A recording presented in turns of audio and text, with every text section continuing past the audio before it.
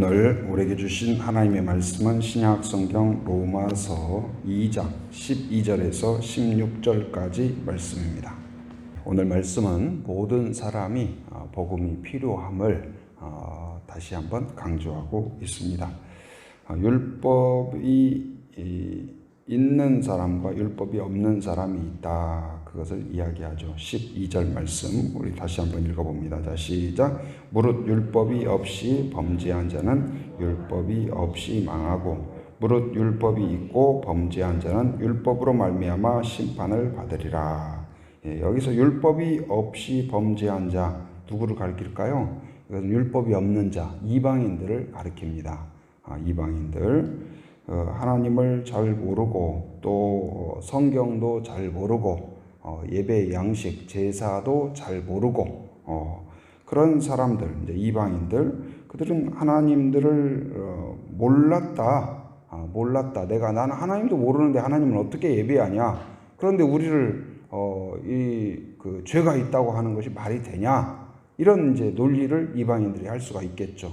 그러나 바울이 이전에 지금 계속 이야기했던 것이 무엇입니까? 너희들이 율법이 없다고 할지라도 너희들의 마음 가운데 하나님을 알도록 하는 모든 것들을 이 세상 만물 가운데 심어 놓으셨다. 그리고 우리의 마음에 뭐가 있어요? 하나님이 우리를 만드셨다는 증거 중에 하나가 뭐예요? 양심이에요. 양심이 무엇이 옳은 일이고 무엇이 바른 일이고 무엇이 하나님이 기뻐하는 일인가를 우리 양심이 우리에게 가르쳐 주죠. 그렇기 때문에 누구도 율법이 없다고 율법을 모른다고 그리고 제사 양식을 모른다고 해서 죄를 지은 것이 면제되지 않는다. 곧 그래서 이방인들도 이 하나님의 뜻을 행하지 않는다면 순종하지 않는다면 어떻게 돼요? 결국 망하게 될 것이다. 그러면 여기에서 이제 율법이 있고 범죄한 자 누구를 가리킬까요? 율법이 있는 자는 누구예요? 유대인들을 가리키죠. 유대인들. 이들은 어떻습니까? 하나님의 선민이에요. 하나님이 택하셨고 택함을 받은 사람들이죠. 복을 받은 사람이에요. 아브라함의 후손들입니다. 그리고 그들에게는 어떻습니까? 또한 모세를 통하여서 하나님께서 율법을 허락해 주셨죠. 하나님이 어떤 분인지. 율법은 뭡니까? 하나님이 누구신가? 우리가 어떤 존재인가? 어떻게 해야 복을 받는가? 하나님이 무엇을 기뻐하시는가? 우리가 어떻게 행해야 되는가? 어떻게 하나님을 만나는가? 그 모든 것을 기록하고 있어요. 여러분, 이 성경이 오늘날은 우리가 이 성경을 얼마나 참 집에 성경이 아마 한 권만 있는 사람은 별로 없을 것 같아요. 집에 아마 성경책이 많이 있을 것 같습니다. 그러나 성경책이 많이 있다고 해서 성경책이 예를 들어서 집에 과거에 비해서 과거에 초창기 우리나라에 복음이 처음 들어올 때는요 성경책이 이렇게 창세기부터 요한계시록까지 있는 것도 아니고 만주에서 로스 선교사를 통하여 성경이 번역되어서 이렇게 들어왔어요. 권서인이라고 책을 들고 다니면서 조금씩 돈을 받고 팔기도 하고 그렇게 했습니다. 그러면서 복음을 전하고 그랬는데 그 성경책을 사서 무슨 인쇄 상태도 얼마나 좋았겠어요. 조잡하고 그때는 이제 쪽복음, 요한복음 내용만 가지고 책들이 이렇게 돌아다녔어요. 그런데 놀라운 일은 어떤 일이 있었을까요? 그 책만 읽고도 사람들이 회개하기 시작한 거예요. 그리고 예수님을 믿기 시작해요. 그래서 선교사들이 우리나라에 정식으로 들어오기 이전부터 우리나라에는 특별하게 어떤 일이 있었냐? 보통은 선교사가 들어와서 복음을 전해야 믿는 자가 나오고 세례받는 자가 나오고 어떤 예배 공동체가 있고 소그룹이 있고 같이 찬송하는 모임이 있잖아요. 근데 우리나라는 정식으로 선교사가 들어오기 이전에 여기에서 믿는 자가 먼저 생긴 거예요. 그러니까 어떻게 보면은 산에 가보면 심지 않은데 산삼이 다 있어서 막 자라고 있는 것처럼 우리나라에는 선교사들이 와서 들어왔잖아요. 들어와서 있는데 그 기록에 보면은 어떠냐면 사람들이 예수를 믿고 찬송도 하고 성경도 읽고 그리고 하나님도 알았는데 읽다 보니까 뭐가 나오냐면 세례가 나오는 거예요. 세례라는 거. 근데 세례가 있는데 이걸 너무 받고 싶은 거예요. 근데 어떻게 자기들이 받을 수가 없는 거예요. 그래가지고 몇백 리를 걸어서 선교사가 왔다는 이야기를 듣고 찾아온 거예요. 똑똑똑. 그랬더니 무슨 일이세요? 이제 선교사가 그랬겠죠. 그러니까 선교사가 우리가 이렇게 여차여차해서 예수님을 알게 됐습니다. 그런데 읽다 보니까 이제 사람들이 세례 요한한테 세례도 받았다는 이야기도 있고 예수님도 세례 받았다는 이야기가 있는데 우리도 세례를 받고 싶은데 세례를 줄 사람이 없습니다. 그래서 세례를 받고 싶습니다. 그래서 몇백 리를 걸어와 가지고 세례를 받았다. 그런 이야기가 있습니다. 그런데 그때에 비해서 성경책이 얼마나 좋아졌어요. 색깔도 여러 색깔로 되어 있고, 그리고 때로는 막 주석 성경의 내용 설명도 많이 있고, 그리고 또 뭐 번역도 여러 가지잖아요. 지금은 뭐 개역 개정, 새번역, 현대인어 성경, 쉬운 성경, 뭐 영어 성경, 뭐 중국어 성경, 여러 가지 성경 우리가 볼 수 있다면 많이 있어요. 뭐 주석도 성경 핸드폰 앱으로 보면은 뭐 많이 있어요. 설명들이. 보려고 보면 자료들도 많이 있어요. 그러면 그때에 비하여서 지금 더 신앙이 좋아졌다고 말할 수 있을까요? 더 경건해졌다고 말할 수 있을까요? 성경책이 많다고 해서, 성경의 번역이 많다고 해서, 설명이 많아졌다고 해서 우리가 더 많은 사람들이 더 뜨겁게 사랑하고 더 회개하고 더 경건하고 더 죄를 짓지 않고 더 순종하고 꼭 그런가요? 그렇다고 말하기는 어려운 거예요. 곧 이제 무슨 말일까요? 이 성경이 많아지는 거 좋은 일이에요? 안 좋은 일이에요? 좋은 일이죠. 성경이 여러 가지 쉬운 번역으로 생기는 거 좋은 일이죠. 그러나 그러한 성경책을 내가 예를 들어서 뭐 한국어 성경, 중국어 성경, 일본어 성경, 뭐 영어 성경 다 가지고 있다고 할지라도 내가 순종하지 않는다면 그것은 의미가 있어요? 없어요? 없다는 거예요. 곧 유대인들에게는 은혜가 있죠. 선택받았고 선민이고 하나님의 은혜와 복이 예정되어 있는 은혜가 있지만 율법을 가지고 있다고 할지라도 종교의식을 가지고 있고 종교의식에 참여한다고 할지라도 그것에 순종하지 않는다면 심판을 피할 수가 없다. 심판을 피할 수가 없다. 그래서 율법이 없는 자, 이방인들도 그 하나님의 뜻에 순종하지 않는다면 망하게 되고 율법을 가지고 있는 유대인들도 순종하지 않는다면 아무리 율법을 가지고 있고 전통을 가지고 있고 성막을 가지고 있고 성전을 가지고 있다고 할지라도 순종하지 않는다면 결국은 망할 수밖에 없다. 곧 이제 이 율법의 소유 자체가 율법이 있고 없고 자체가 바로 의를 나타내는 것이 아니라 무엇이 의를 나타내요? 순종이 의를 나타낸다. 곧 이제 율법을 듣는 자, 순종하는 자, 이것이 순종이 없다면 심판을 피할 수가 없다. 그것을 이야기하고 있습니다. 그런데 문제는 무엇이냐? 누구도 하나님의 뜻을 완벽하게 순종한 사람이 없다는 것이 문제예요. 우리가 읽은 로마서 3장 23절에 보면 뭘 기록하고 있습니까? 모든 사람이 죄를 범하였음에 하나님의 영광에 이르지 못하더니. 모든 사람이, 여기서 모든 사람이라는 것은 아까 이방인도 포함이 되고 또 누구도 포함이 돼요? 유대인도 포함이 되는 거예요. 곧 이제 율법이 없이 착하게 산다고 살아도 하나님의 뜻에 완벽하게 순종할 수 있는 사람이 있어요? 없어요? 없다는 거예요.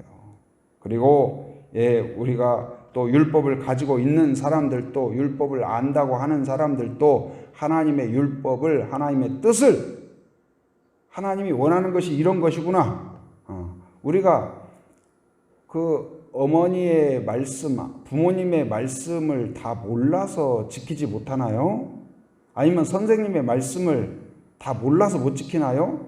아니면 건강 수칙, 여러분 건강에 좋은 거, 우리 교회에 함께 하시는 장로님 계신데 대하면 참 장점이 많으셔요. 참 좋은 습관이 많으셔요. 그래서 이 대화를 나누다 보면은 제가 참 도전이 되고 그렇습니다. 근데 장로님이 건강에 있어서도 이 저녁마다 양파 있죠. 생양파. 그 생양파를 매일 드신대요. 그래서 그것이 피순환도 좋고 여러 가지 건강에 좋다고 합니다. 그러죠. 매일 한 6,000보 이상 걸으시다가 요즘은 조금 줄이신대요. 그래서 매일 걷기, 발목이 좀 아프신데도 그렇게 걸으세요. 그리고 또 성경을 한 2달에 한 번 정도는 성경을 또 읽으셔요. 읽으시고 부정적인 생각이 없으세요. 걱정이 없으세요. 근심이 없으세요.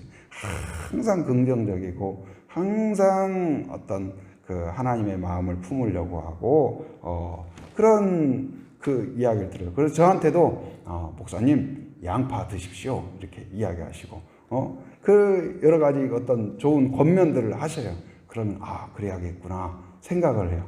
그리고는 집에 가서는 또 잊어버려요. 양파도 안 먹고 제가 장로님만큼 걷는 것도 못 걷고 그래요. 여러분 TV에서나 또 뭐 유튜브에서나 아니면 좋은 그 건강 뭐 조언하는 분들 박사들 아니면 그 도움 주는 사람들이 나와가지고 건강을 위해서는 이렇게 해야 됩니다. 이런 활동해야 됩니다. 이런 운동해야 됩니다. 하면 어때요? 도전돼야 안 돼요? 그렇게 해야 되겠다. 그러고는 그렇게 해야 안 해요? 안 해요.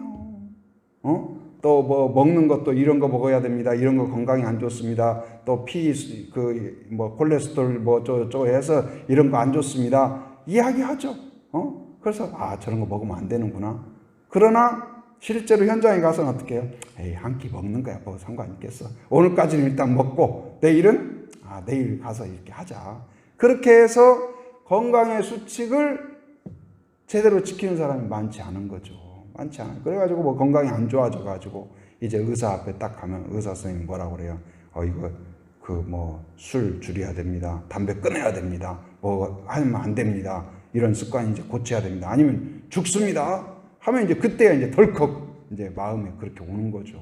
그래서 웬만해서는 사람들이 순종을 안 해요. 몰라서냐? 그것도 아니에요.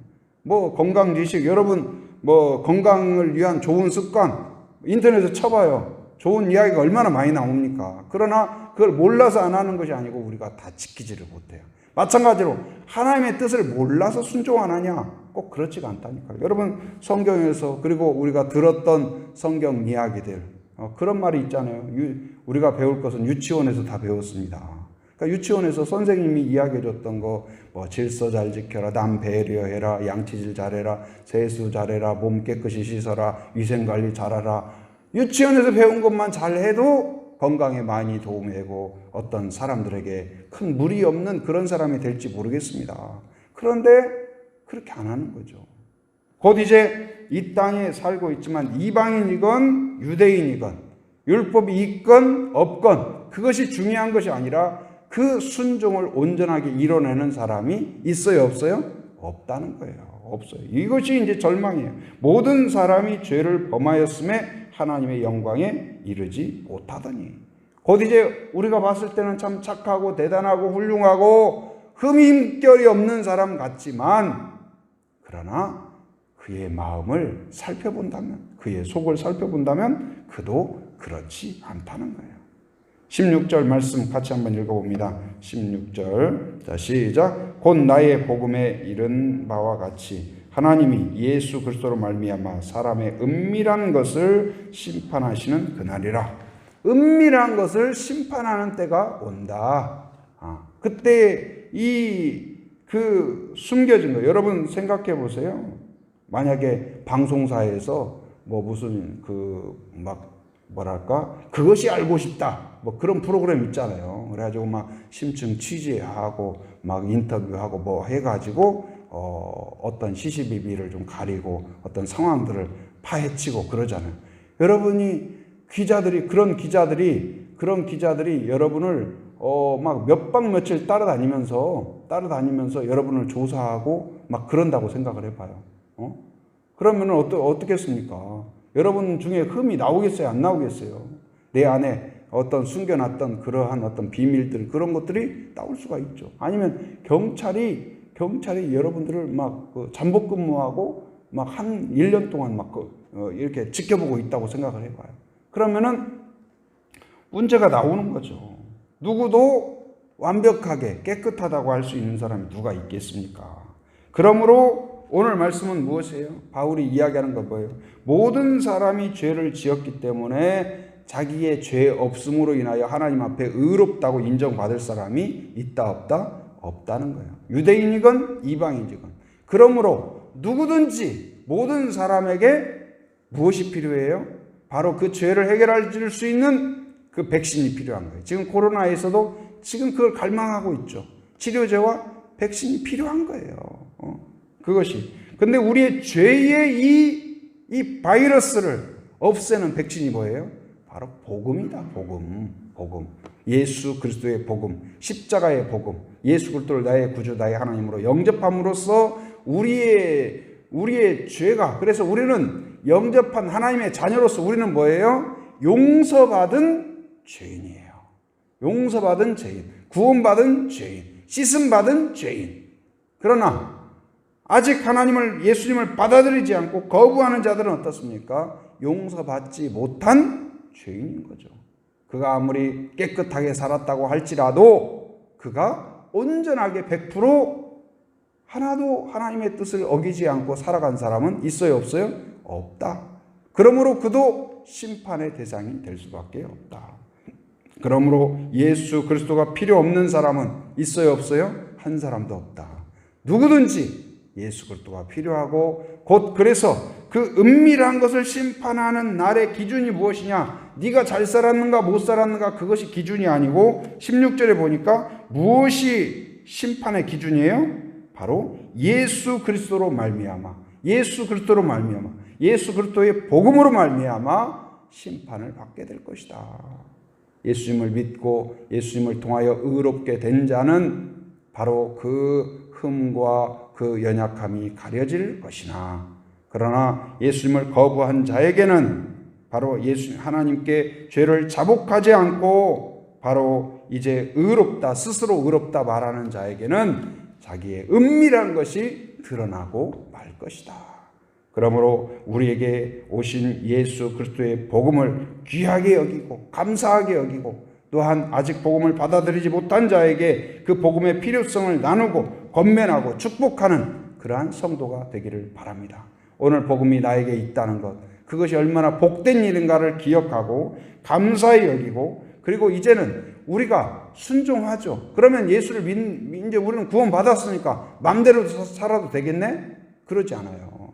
바로 율법을 지키던 사람들은 무엇이냐? 이걸 안 지키면 하나님의 벌을 받을까 해서 두려움 가운데 지켰다면, 이제는 우리는 어때요?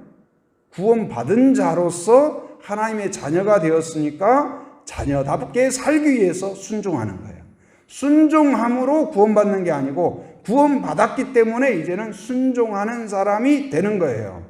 바로 이제 하나님의 자녀가 되었으니 거룩한 삶, 거룩하신 하나님을 따라서 거룩한 자녀의 삶을 살아가는 거예요. 그래서 이제는 우리가 순종하지만 과거에 율법으로 구원받고자 했던 사람들은 두려움과 이 하나라도 실수할까봐 두려움 가운데, 여러분 성경을 읽는데, 성경을 여러분 우리 한글이잖아요. 누구나 쉽게 읽잖아요.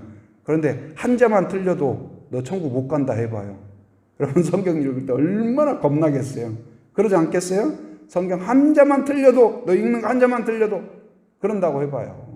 그런데 이제는 어떻습니까? 우리가 이 성경을 읽는 것도 어떤 두려움이 아니라 이제는 하나님의 자녀 되었기에 그 은혜가 감사하여서 어떻게 하면 하나님의 뜻대로 살 수 있을까? 그래서 이제는 우리가 순종하고 어떤 하나님의 뜻을 따르고자 하는 것도 두려움이 아니라 뭐예요? 기쁨과 감사함으로 자원함으로 이루어가는 것이죠. 그래서 이제 태도가 달라진 겁니다. 마음이 달라진 겁니다. 감사와 감격으로 이루어가는 그러한 성도가 되기를 주님의 이름으로 축원합니다. 은혜로우신 아버지 하나님 감사합니다. 하나님, 우리에게 복음이 있다는 것이 얼마나 귀한 일인가를 깨닫게 하여 주옵소서. 우리가 아버지 하나님이시여 하나님의 뜻을 이제는 기쁨으로 자원함으로 즐거움으로 순종하는 주의 자녀가 되게 하여 주시옵소서. 이제는 구원받은 자로서 감사함으로 예배하게 하시고 찬송하는 자가 되게 하시며 또한 아직도 예수님을 받아들이지 못한 자들을 향하여서 기도하고 축복하고 권면하는 축복의 통로가 되는 저희들이 되게 하여 주옵소서. 또 이 지역을 위하여 기도합니다. 하교와 외도와 애월 지역 축복하며 기도하오니 이 지역 가운데 어떤 이유로 거주하든지 하나님을 만날 수 있게 하시고 복음을 들을 수 있도록 인도하여 주시옵소서. 또 믿다가 쉬는 자, 낭망한 자, 상처 가운데 있는 자들을 긍휼히 여겨주시고 다시 하나님께 돌아올 수 있도록 은혜를 주옵소서. 우리 제주 한빛교회가 허다한 사람들을 하나님께 돌아오도록 인도하는 축복의 통로가 되게 하여 주옵소서. 또한 가정을 축복하며 기도합니다. 하나님, 가정이 작은 천국이 되게 하시고 부모와 자녀가 함께 둘러앉아 서로 나누고 격려하고 축복하며 기도할 때 그곳에 하나님이 임재하여 주시고 서로를 통하여 격려와 위로와 도전이 있는 가정이 되게 하여 주옵소서. 함께 기도하는 가정이 되게 하여 주시옵소서. 하나님, 코로나로 큰 어려움을 겪고 있습니다. 하나님, 긍휼히 여겨 주옵소서. 우리가 이 위기 가운데 더 하나님을 찾고 경건함으로 돌아오는 저희들 되게 하여 주옵소서. 치료제와 백신도 속히 개발되어서 하나님이 이 사태가 속히 수습될 수 있도록 인도하여 주시옵소서.